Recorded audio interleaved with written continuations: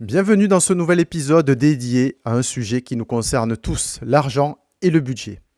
Ne partez pas en courant. Loin d'être une corvée, la gestion budgétaire est une clé qui ouvre des portes, celle de la sérénité, de la liberté de choix et de l'épanouissement. Pourtant, 90% des personnes ne comprennent pas vraiment où passe leur argent et se sentent démunies devant leur relevé bancaire. D'autres ont tenté des applications automatiques, des tableurs ou la fameuse technique du « je regarde le solde de mon compte et j'avise ». Sans succès. Le résultat, pas ou peu d'épargne, des découvertes, parfois des crédits qui s'accumulent et un stress omniprésent.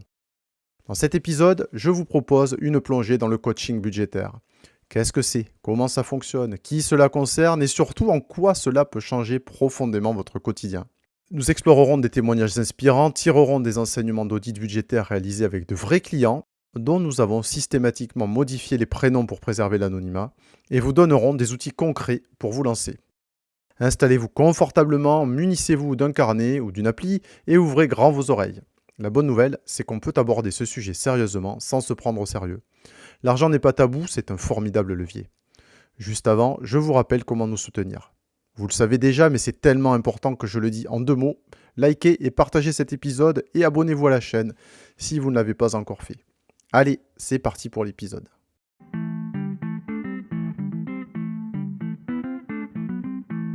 Nous partons d'un constat universel. Pourquoi on perd le contrôle de son budget? Prenons un exemple. Sophie, cadre dynamique, gagne correctement sa vie. Pourtant, chaque mois, elle est à découvert. Les prélèvements se succèdent, les abonnements s'accumulent et elle n'a jamais l'impression de se faire plaisir. Quand on lui demande où part son salaire, elle répond « Je n'en sais rien, tout va trop vite ». Ce témoignage n'est pas isolé. Sur le site de Plénitude Finance, la majorité des clients ne comprennent pas où passe leur argent. Ce sentiment de flou engendre frustration et culpabilité. Alors beaucoup se tournent vers des applications de gestion automatique. Pourtant, ces outils analysent généralement le passé et non l'avenir. Ils enregistrent les dépenses après coup, ce qui vous fait dire « Ah tiens, je n'aurais pas dû acheter ce 3e abonnement de streaming ». Plénitude Finance rappelle qu'aucune application n'intègre véritablement la dimension humaine et l'anticipation des projets. Une application ne peut pas vous dire pourquoi vous avez craqué pour cette paire de chaussures après une journée difficile. Elle ne peut pas non plus vous remotiver lorsque la fatigue vous pousse à abandonner votre budget. Nos comportements financiers sont intimement liés à notre histoire. L'audit d'une cliente de 46 ans que nous appellerons Laure en est un exemple frappant. Bien que le couple ait un revenu confortable, elle sage-femme environ 6 000 € net, lui travaillant en Suisse 4 500 € net, Laure avait une relation émotionnelle à l'argent. Elle dépensait pour compenser des tensions ou pour maintenir une image sociale, alternant discipline et achat impulsif. Cette ambivalence est fréquente. L'argent sert parfois de pansement émotionnel. Et derrière les nombres se cachent des peurs et des croyances héritées de l'enfance. À l'école, on apprend à résoudre des équations, mais rarement à construire un budget. Cédric Dufour, fondateur de Plénitude Finance, le rappelle. La bonne gestion de l'argent n'est enseignée nulle part, alors qu'elle est essentielle pour une vie sereine. Sans méthode, on improvise au fil de l'eau, avec pour seul repère un solde de compte qui clignote en rouge. Lorsqu'on perd le contrôle, certains ont recours au crédit conso, aux cartes de magasin ou à la fameuse réserve d'argent. On croit y voir une bouffée d'air, mais en réalité, on s'enferme dans un système où les mensualités grignotent le budget. Plénitude Finance explique que le regroupement de crédits peut réduire les mensualités de 60%, mais surtout qu'un endettement trop élevé empêche d'épargner et génère du stress. Nous expliquons tout cela sur notre site. L'idée n'est pas d'interdire tout crédit, un prêt immobilier est parfois indispensable, mais de comprendre son impact et de structurer son budget pour éviter le crédit compensatoire. Pour les indépendants, la double peine. Les entrepreneurs et freelances cumulent souvent 2 budgets, personnel et professionnel. Sans organisation, on puise dans la trésorerie de l'entreprise pour payer ses vacances ou ses impôts et l'on ignore ce qu'on gagne réellement. Le programme Formation continue pour les indépendants met en avant que près de la moitié des entrepreneurs trouvent la gestion quotidienne de la trésorerie et de la comptabilité fastidieuse. De plus, beaucoup ne se servent pas un salaire régulier, ce qui crée de l'angoisse et fragilise l'entreprise. Alors, nous allons voir les 3 ingrédients d'une gestion budgétaire réussie. Oui, 3 éléments sont indispensables pour reprendre les rênes, un outil adapté, de la discipline et un accompagnement humain. Détaillons ces ingrédients. Premièrement, un outil adapté pour prévoir plutôt que subir. L'outil doit permettre de construire un budget prévisionnel et non de se contenter d'annoter le passé. Il doit intégrer vos projets, vos échéances, fixes et variables et vous aider à projeter chaque euro. La méthode de Plénitude Finance s'appuie sur un logiciel qui synchronise automatiquement vos opérations et classe les dépenses. Mais vous pouvez commencer avec un tableur si vous le paramétrez correctement. L'essentiel est de prévoir chaque dépense et chaque entrée d'argent et de respecter ce plan comme un GPS financier. Cela s'apparente à la technique du budget à base zéro. On affecte une destination à chaque euro avant qu'il ne soit dépensé. Deuxièmement, il faut de la discipline, mais pas de frustration. Discipline ne rime pas avec privation. L'idée est de créer un cadre bienveillant. Comme le souligne un client, Philippe, qui a mis fin à 20 ans de découvert grâce au coaching. J'aurais dû m'en occuper plus tôt. Selon lui, le coût du coaching est un investissement qui lui a permis de retrouver la maîtrise et d'éliminer le stress. La discipline, ce n'est pas s'interdire tout plaisir. Au contraire, on prévient les dépenses plaisir en les programmant et en fixant un plafond réaliste. Dans l'audit de l'or, l'une des actions proposées consistait à limiter les dépenses plaisir à 300 euros par mois et à inclure une enveloppe argent de poche pour les enfants, afin d'éviter les achats impulsifs. Outils, discipline et un accompagnement humain et bienveillant. Et oui, pourquoi un coach ? Parce qu'un être humain vous aide à prendre du recul, à poser des questions délicates, à réfléchir à vos valeurs et à vos projets. Les témoignages soulignent que le coach écoute sans jugement, propose des solutions concrètes et encourage la progression. Prenons l'exemple de Stéphane. Mari est père de 2 enfants. Malgré un bon revenu, il vivait perpétuellement à découvert et utilisait un crédit revolving pour boucler ses fins de mois. Il a essayé de gérer seul, mais oubliait des dépenses ou faisait des achats impulsifs, comme un abonnement ou un gadget. Grâce au coaching, il a établi un budget complet incluant assurance, abonnement, frais de scolarité et même des petits plaisirs. Il a appris à se poser la bonne question avant chaque achat. En ai-je vraiment besoin ? Il parle des rendez-vous mensuels comme de moments rassurants et a constaté une amélioration de son sommeil.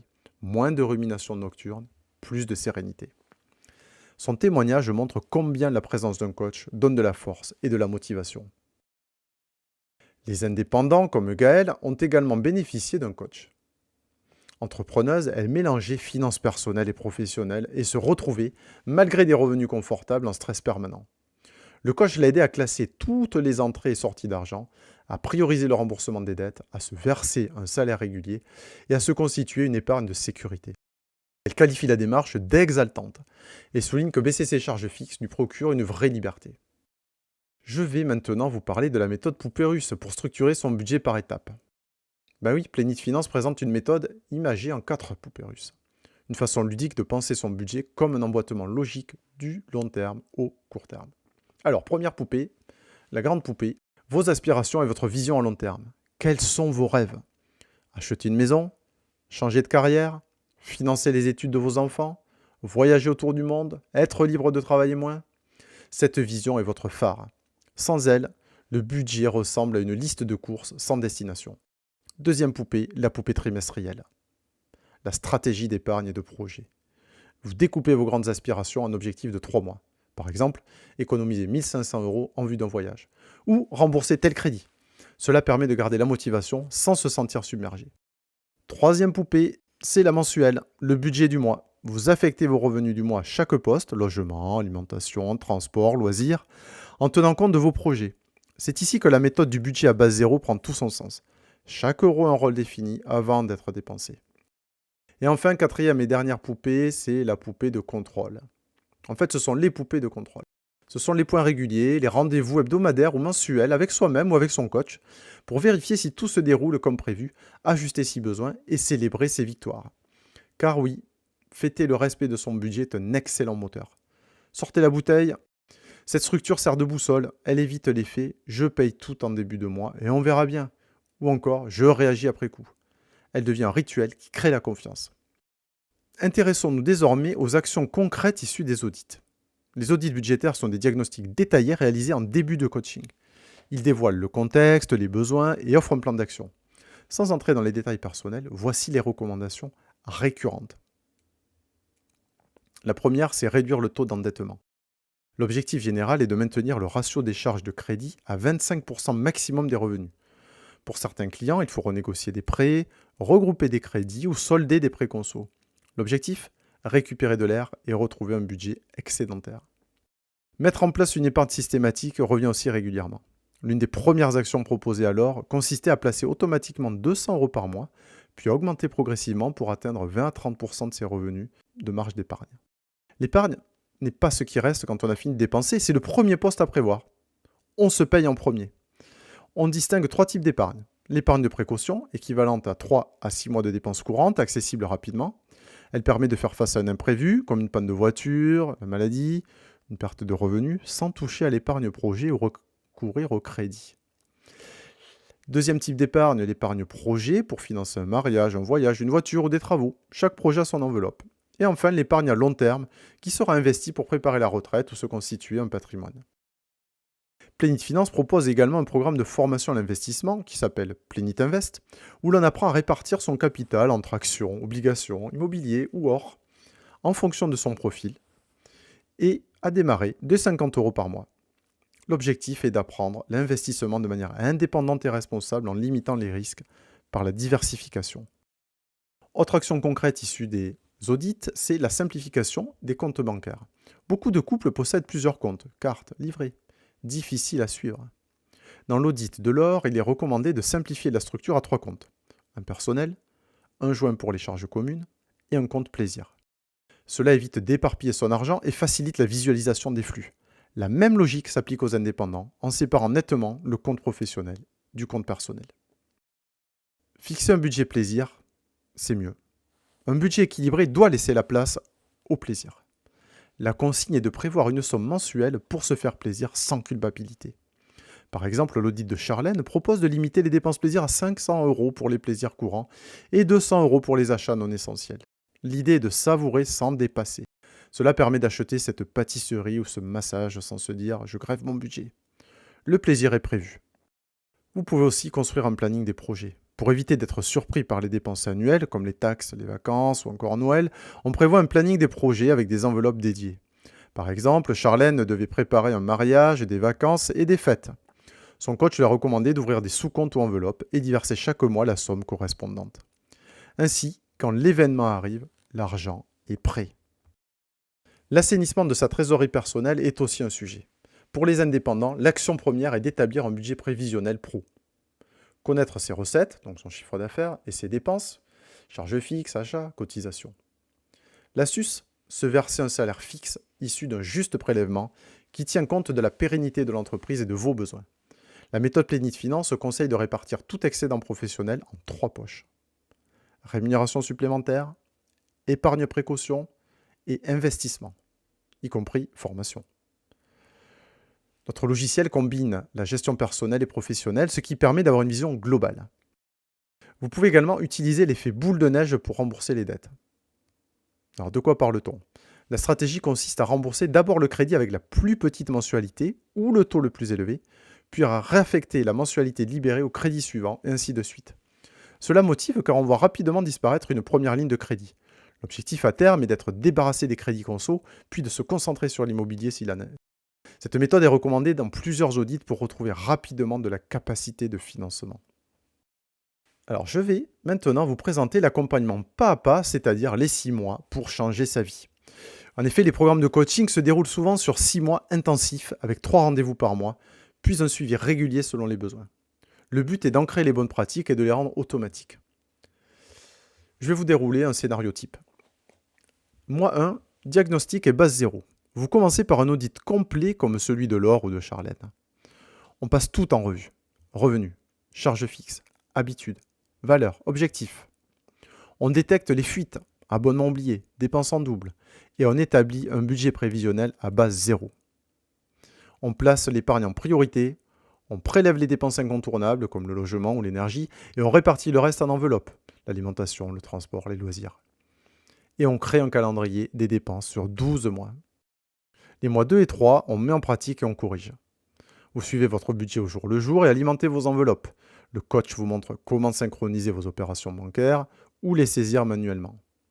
Chaque semaine ou chaque mois, vous faites un point. Avez-vous respecté les enveloppes? Y a-t-il eu un imprévu? Avez-vous compensé par une dépense coup de cœur? On ajuste les montants, on rediscute de l'objectif d'épargne. Si un événement survient, une panne de chaudière, une surcharge d'impôt, on revoit la distribution.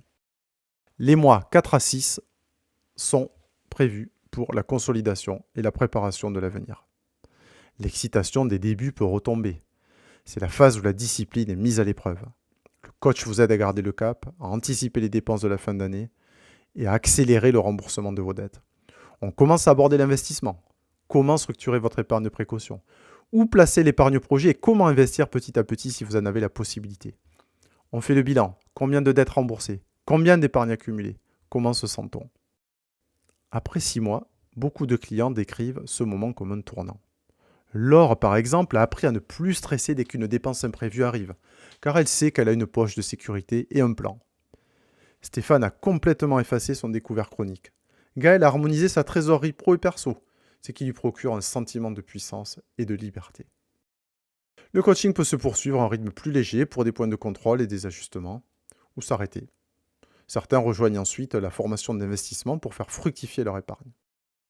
Je vais désormais vous donner quelques idées reçues sur l'accompagnement que l'on propose et notre réponse. Première idée reçue, je n'ai pas assez d'argent pour suivre un budget.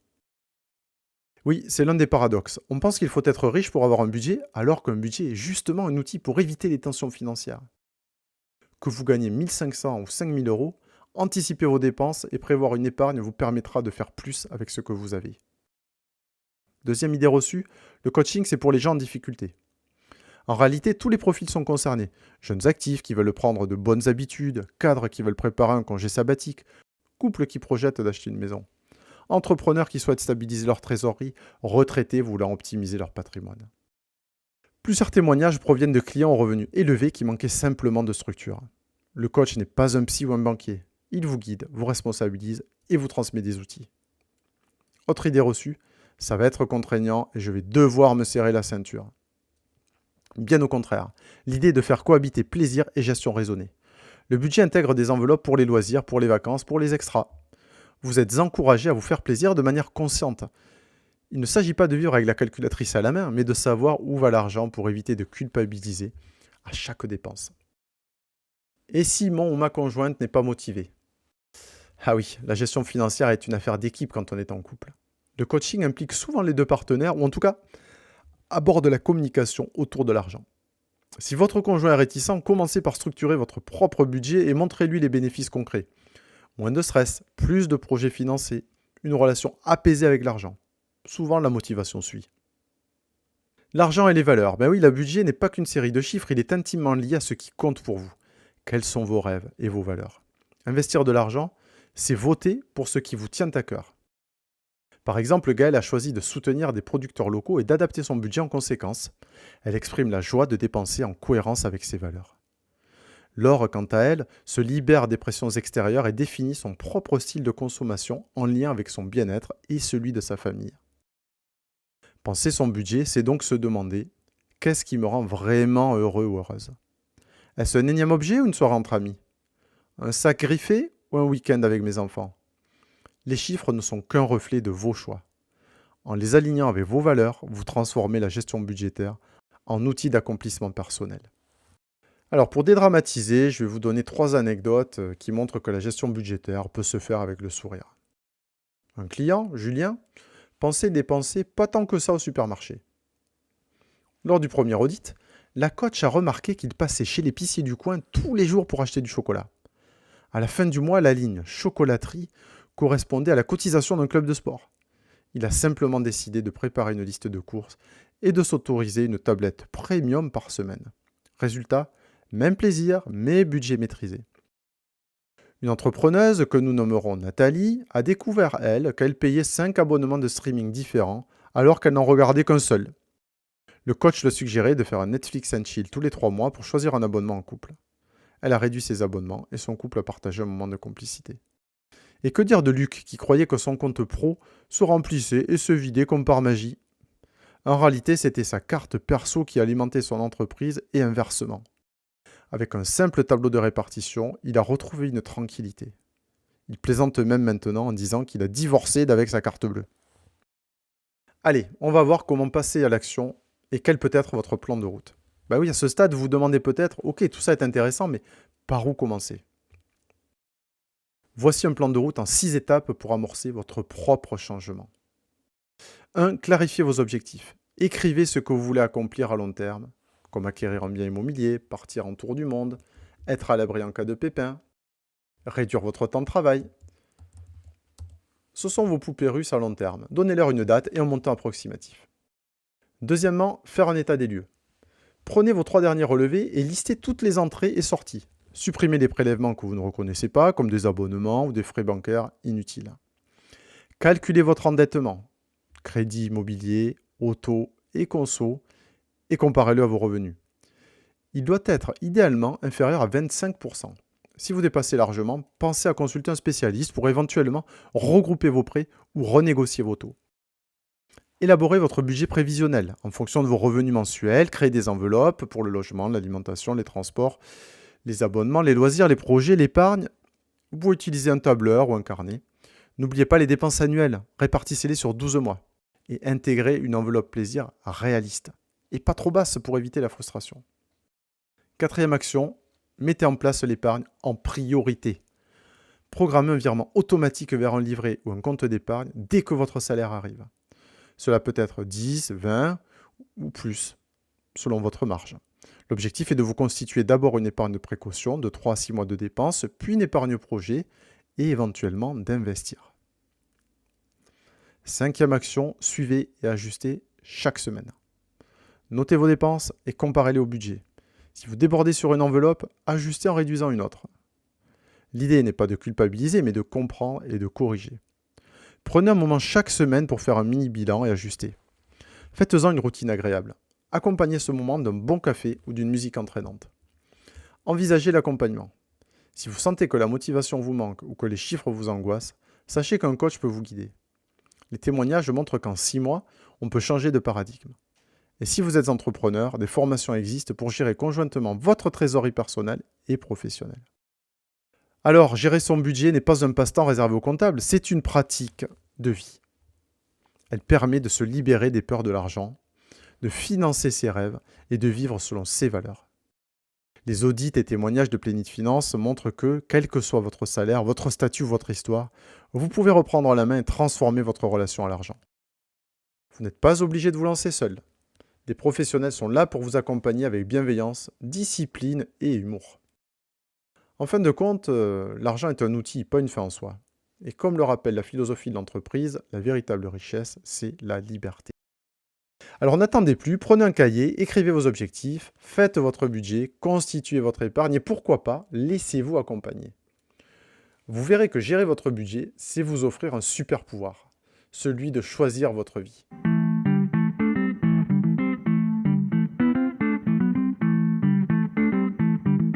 Merci d'avoir écouté cet épisode jusqu'au bout. C'était Xavier et j'espère qu'il vous a donné l'envie et les outils pour passer à l'action.